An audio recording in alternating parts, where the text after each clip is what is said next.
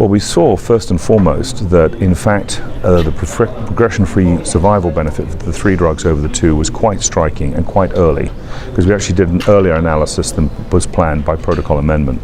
And even going early to look, as it were, we saw the difference. And the difference was around 4.5 months in favor of the 3 drugs over the 2.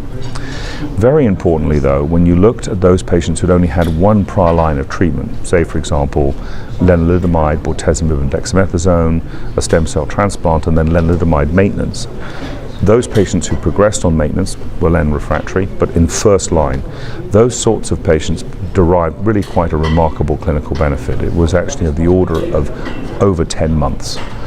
So that was quite striking to us. It had a hazard ratio of around 0.5, which suggests it's clinically meaningful, very meaningful.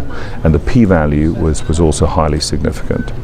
If you looked at the response rates in the trials, for the study group overall, it was about 82% for the 3 drugs and around 60% for the control group, which is very typical for bortezomib and dex. What was very interesting was in the first relapse group, 90% of patients responded to the 3 drugs, which is very high compared to control, which was significantly lower. And the most important thing is that 90% response rate represents a very high response rate in early relapse. So we were very encouraged by that.